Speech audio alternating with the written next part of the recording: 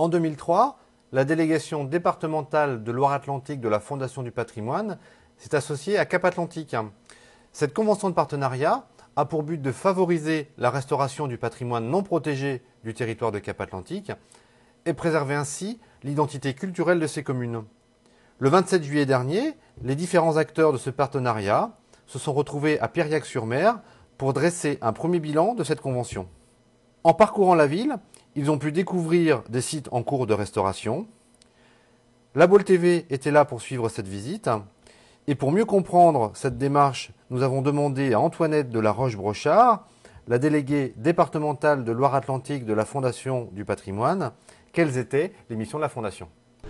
Alors, les missions de la Fondation du patrimoine sont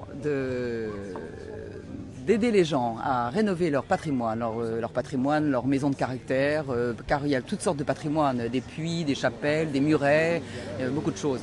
Donc la Fondation du patrimoine qui est privée permet de réhabiliter tous ces sites en défiscalisant les travaux sur une possibilité de 5 ans, de faire des projets sur 5 ans, de défiscaliser 50% du montant total des travaux.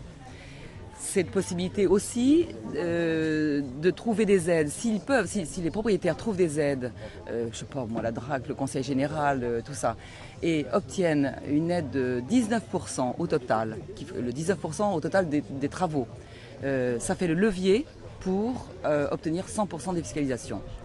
Bon. C'est pas toujours possible, mais en attendant, c'est une possibilité et c'est extrêmement intéressant.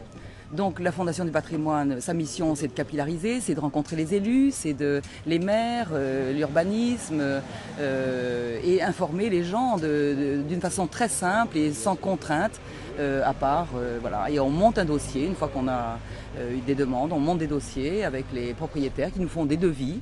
Et c'est sur ces devis que nous pouvons, comment dirais-je, aller voir à la fin l'architecte des bâtiments de France qui nous donne son accord. Et d'un commun accord, ensemble, on donne le label. Voilà. Alors, Yves Météro, pourquoi avoir signé une convention entre Cap Atlantique et la Fondation du patrimoine ? Parce qu'en presqu'île guérandaise, nous avons, et sur le territoire de Cap Atlantique, nous avons une véritable richesse patrimoniale, à la fois ancienne et balnéaire. Et il fallait trouver des incitations fortes pour les propriétaires à rénover dans l'esprit traditionnel leur immeuble, leurs biens. C'est d'ailleurs quelque chose qui se concrétise aussi à travers la volonté des communes de mettre en place des ZPPAUP, dont chacun maintenant sait à peu près ce que cela veut dire. C'est en fait des moyens de réaliser des travaux de confortement, d'aménagement dans des maisons, dans des villas, dans des hôtels particuliers, traditionnels, mais qui sont une véritable richesse et un véritable patrimoine historique, culturel et balnéaire de notre région. C'est pourquoi Cap Atlantique a été le premier à signer une convention avec la Fondation du patrimoine pour, d'un côté, donner des subventions aux propriétaires qui souhaitaient faire ces travaux de rénovation et de confortement, et d'autre part leur permettre d'obtenir une défiscalisation, ce qui vient d'être dit à l'instant. Donc c'est 11 ou 12 dossiers, mais avec une dizaine en attente à l'heure actuelle, et probablement beaucoup d'autres qui vont permettre aux propriétaires, grâce à ces incitations fortes, de rénover, de conserver et de mettre en valeur ce patrimoine de la presqu'île guérandaise.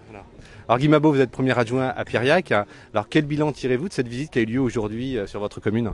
Je dirais, moi, c'est un bilan qui est positif, puisqu'on vient voir l'avancement des travaux. C'est une réalisation qui s'est faite. Il y a quand même 3 dossiers à Piriac qui ont été menés, je dirais, relativement rapidement.